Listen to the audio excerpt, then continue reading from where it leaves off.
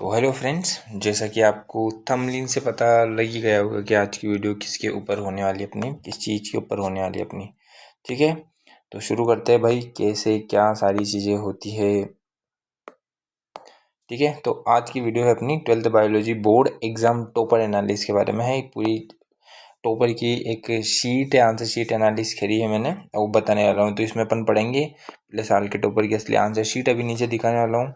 Board examiner क्या देख के पूरे नंबर देता है, ये अपन सीखेंगे। डायग्राम हेडिंग बनाने का सही तरीका क्या है और टाइम मैनेजमेंट क्या होता है। तो शुरू करते हैं। 56 out of 56, how to get 56 out of 56 in biology. Okay, चलो ठीक है। तो ये ऐसे ही कुछ तुम्हारी आंसर शीट आती है वहाँ पे बोर्ड में, माध्यमिक शिक्षा बोर्ड की। तो मैंने पेपर भी साथ ही में ऐड किया है इसी का। तो देखिए, ये MCQ तो कुछ इस प्रकार के आते हैं। डायरेक्ट देखो, MCQ में क्या लिखना है। सबसे पहले आपको देखो, इधर सेक्शन लगाना है तुम्हें। यहाँ पे सेक्शन लेना है यहाँ पे कि सेक्शन,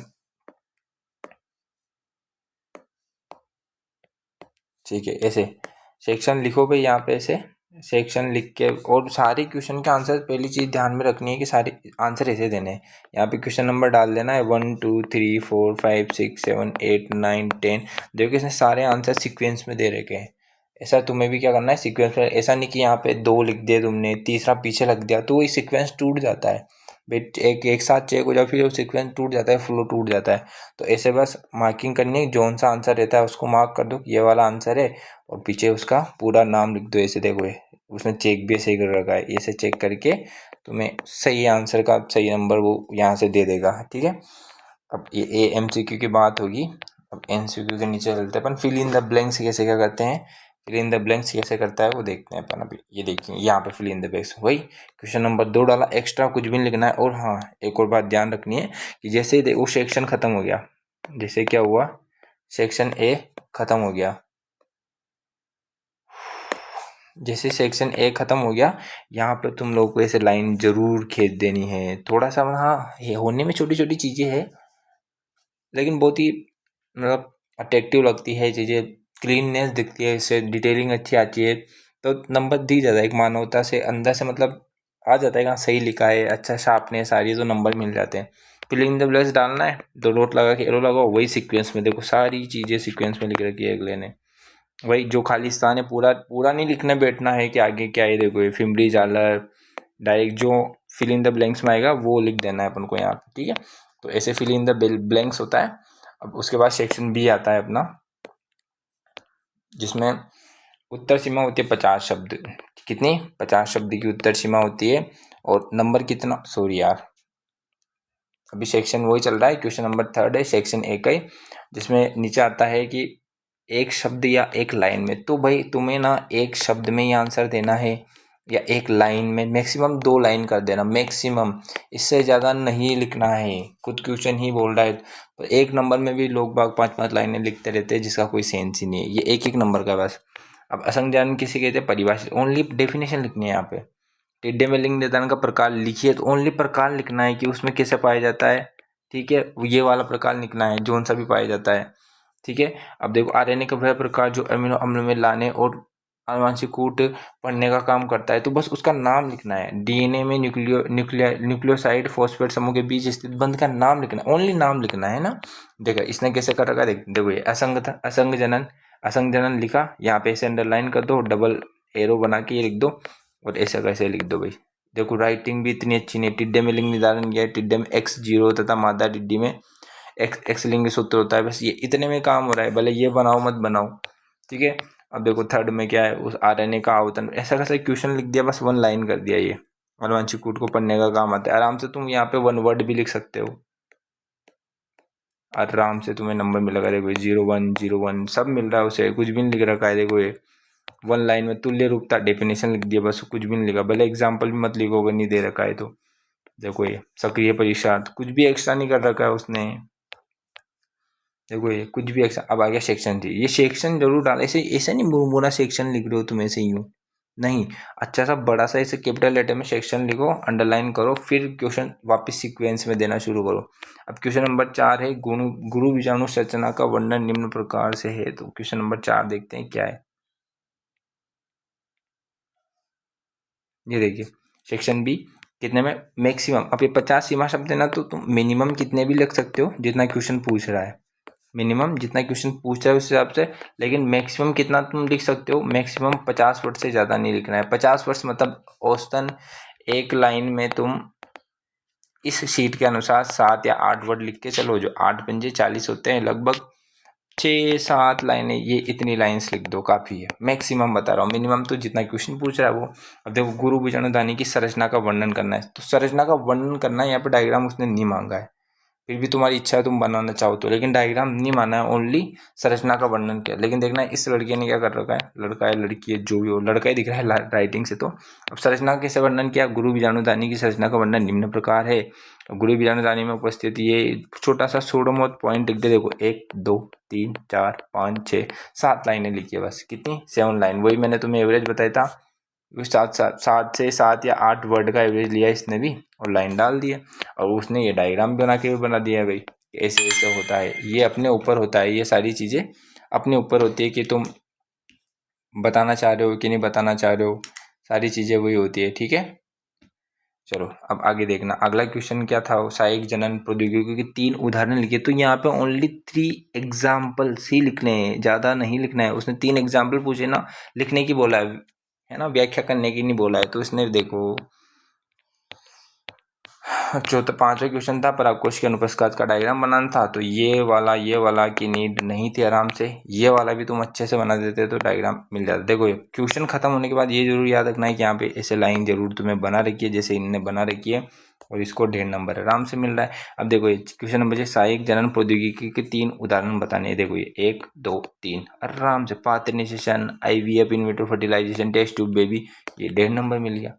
किसने बोला 1.5 नंबर में 50 वर्ड लिखेंगे तभी पूरा आंसर मिलेगा, नहीं, जितना क्वेश्चन डिमांड कर रहा है ना उतना लिखो। 3 उदाहरण पूछे ना, तो ये 1 2 3 उदाहरण हो गया, खत्म बात। दांत कोशिका रक्तता रोग का कारण, ऐसे टॉपिक डालना है, क्या पूछा है वो, दांत कोशिका कारण, डॉट लगा के फिर यहाँ पे कारण लिख दो, क्या कारण होता है चैप्टर, ये खत्म, ऐसे लाइन बना दो, ये डबल लाइन बना दो, फिर अगला बना दो श्वान पुष्प का, देखो कैसे लिख रखा है, आराम से तुम देख लेना इसे रोक करके किसे क्या लिखते हैं आंसर, ठीक है। क्वेश्चन पेपर भी मैंने इसी में डाल रखा है, सारी चीज़ें इसमें डाल रखा है।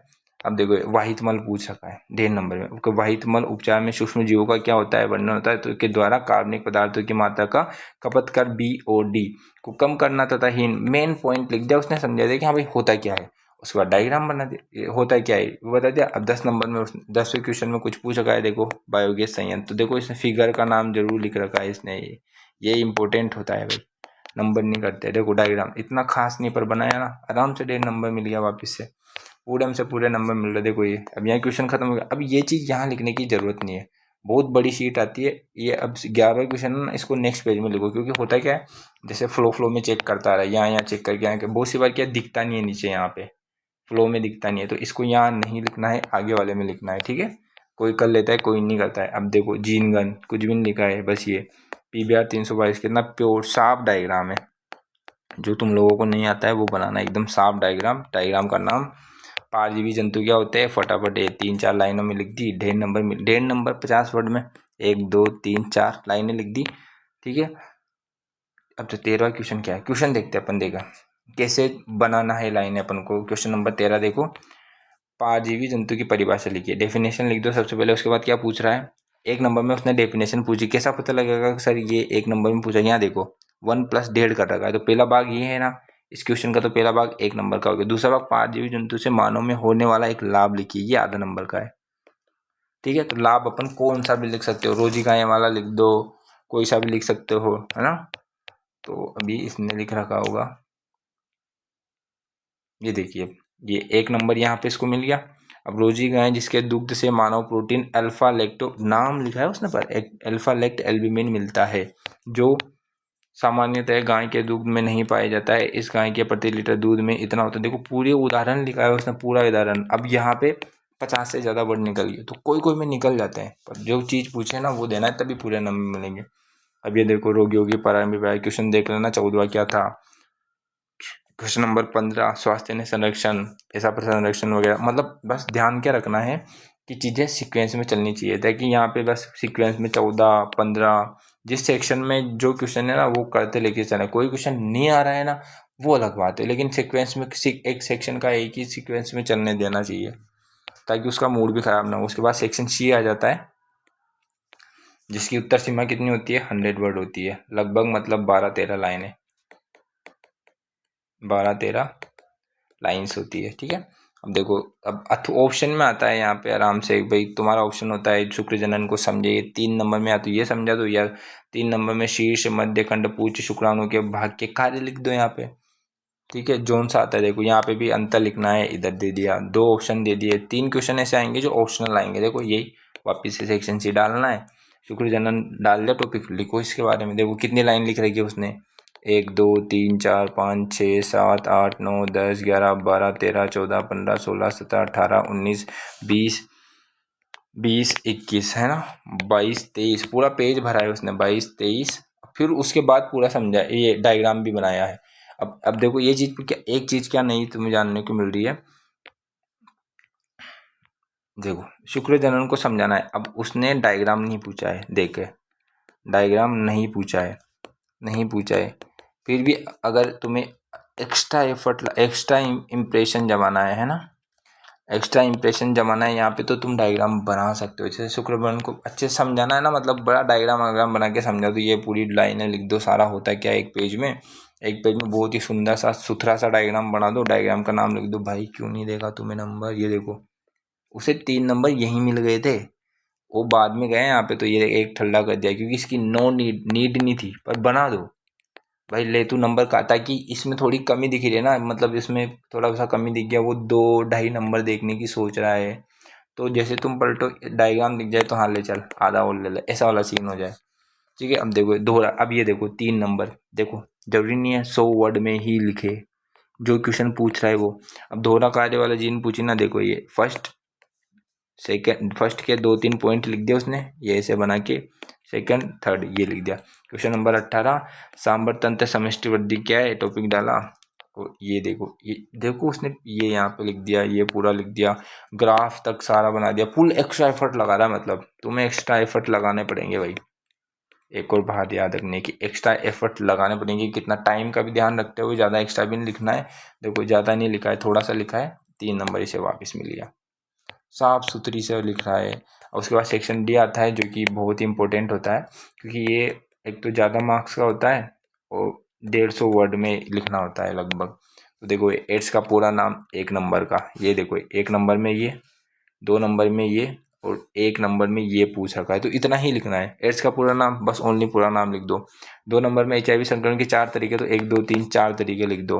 फिर 1 नंबर में पूछा HIV संक्रमण रोकथाम का उपाय लिखिए, रोकथाम का उपाय लिखिए, के नहीं पूछा है, क्या पूछा है, तो एक उपाय लिख दो। देखिए इसने कैसे लिख रखा है, देख लीजिए, अगर इसने संस्पर्श ये वाला संबंध लिख रहा है, देख डेफिनेशन पूछी, अंतर पूछा, कैंसर का किसी एक कारण देख कैसे लिखा है इसने, डेफिनेशन पूछी, संदमन की पूरी डेफिनेशन इसने यहाँ पे बता दी। सेकंड में अंतर पूछा, प्रॉपर तरीके से अंतर उसने बना के लिख दिया। देखो ये देखो ये चीज़ नहीं भूलनी है, देखो ये डबल लाइन बनाते हुए चलना है हर क्वेश्चन के बाद। अंतर लिख दिया, अब कैंसर का कारण लिख दिया उसने, कैंसर को बता दिया कैंसर होता है क्या है, से भी कैंसर होता है, किससे कैंसर होता है, एक्स्ट्रा नहीं लिखा है, किससे कैंसर हुआ है ये लिखा है, कैंसर का कारण डाला, ये कारण लिख दिया, चैप्टर खत्म, वो खत्म। अब क्वेश्चन नंबर 20 देखो, नेट प्राथमिकता वाला कर रखा है, जो अपन आगे पढ़ेंगे। ये नेट प्राथमिकता उत्पादन को परिभाषित किया। अब इसने देखो ये यहाँ से पता लगेगा कितने लिखना है मेरे को इस वाले में। 1 नंबर का पूछा है तो परिभाषा पूछिए, तो ओनली परिभाषा लिख दो, क्योंकि नीचे वाला उसने 3 नंबर का पूछ रखा है। ऊर्जा पिरामिड सदैव खड़ी अवस्था में लिखी है, सचित्र समझाइए, तो 3 नंबर में ये पूछ लिया इसने, है ना। तो अपन को देखना इसने क्या कर रखा है, क्या नेट प्राथमिकता की उत्पादकता क्या होती है, जैव मात्रा के उत्पादन की दर को उत्पादकता कहते हैं। पहली चीज ने तो पहले उसने क्या बताया कि उत्पादकता क्या होती है, फिर उसके बाद नेट प्राथमिक उत्पादकता पाएगी, तो जैव मात्रा के उत्पादन की दर को उत्पादकता कहते हैं। अब देखो ये पूरा डेफिनेशन समझा दी उसने, ऐसे ऐसे होता है, ये फॉर्मूला होता है वहीं पे बनता है। ठीक है, अब उसको सेकंड नंबर पे आना है, सचित्र उसको समझाना है। तो ये देखो भाई, ये उसने पहले पूरा समझाया, पूरा थ्योरेटिकली समझाया भाई, ढंग से समझाया, इतना समझाया, ज़्यादा बड़ा नहीं लिखा है, देखो आप ज़्यादा बड़ा नहीं लिखा, इतना सही लिखा है, समझाया। उसके बाद लास्ट में आके उसने क्या कर दिया, डायग्राम बना दिया, और उस डायग्राम का नाम दे दिया ऊर्जा पिरामिड सदैव सीधा होता। मेन पॉइंट है जो उसने इन्वर्टेड कोमा में बंद करके लिख रखा है, आराम से 3 नंबर 4 नंबर उसे वापस से मिल गए। अब देखो ये खत्म, ये ऐसे करना रहता है, ध्यान बस देखो ये 56 में से 56 नंबर उसको मिल गए, 56। कुछ भी नहीं कर रखा ना, ऐसे एंड पॉइंट जरूर समाप्त कर देगा। ये बस इन चीज़ों का ध्यान रखना पड़ता है, जिसमें कुछ भी नहीं हो रहा है तुम्हें 56 में से 56 नंबर मिल जाएंगे, एक्स्ट्रा कुछ भी नहीं लिखना। अब देखो तुम लिखते हो पूरा पूरा भर के, एक भाई पूरा पेज यहाँ से लिखना शुरू कर दो तो भाई इतना पूरा भर दिया, पूरा भर दिया यहाँ तक। अब देखो इसने कैसे लिख रखा है भाई, आराम से यहाँ स्पेस दे दे के साफ सुथरा उसकी कॉपी दिख रही है। राइटिंग बेकार होते हुए भी देखो, राइटिंग बेकार होते हुए भी गंदा नहीं कर रखा है उसने कहीं पे भी, बहुत ही ध्यान से शीट दे रखी है, ऐसे थोड़ी 56 नंबर आ जाए उसके। देखो डायग्राम स्किल बहुत अच्छी है, हर क्वेश्चन के बाद लाइनें खींची रही है, हर टॉपिक में वो अच्छे से बना रहा है सारी चीज़ें। टॉपिक जितना पूछ रहा उतना लिख रहा है, एक्स्ट्रा एफर्ट बड़े क्वेश्चंस में एक्स्ट्रा एफर्ट लगाए उसने भाई। ये देखो सारे, ये देखो भाई बड़े क्वेश्चंस में एक्स्ट्रा एफर्ट लगाए उसने, सारे में कैसे क्या लिखना है। तो इस प्रकार से अपन को लिखना होगा अपने आंसर, अगर अपन को पूरे नंबर लेके आने हैं तो अभी से ही अपन को हैबिट डालनी पड़ेगी। ठीक है, तो ये थी भाई बोर्ड के टॉपर की कॉपी, जिसने कैसे क्या 56 में से 56 नंबर लेके आया है वो। ठीक है, थैंक यू। अगर ऐसे और भी सब्जेक्ट की तुम लोगों को देखनी है टॉपर्स की विद क्वेश्चन पेपर, तो आप लोग ये ऐसा फ्रंट पेपर आएगा तुम्हारा, तो कमेंट बॉक्स में लिख देना जो से सब्जेक्ट की, वो देख लेंगे अपन। ठीक है, जीव विज्ञान की ये ऐसे ऐसे फिर लास्ट में मार्किंग कर दी जाती है यहाँ पे। ये डेट टोटल क्वेश्चन कितने थे, ये योग 55.5 मतलब 56 हो गया। ठीक है चलो, थैंक यू।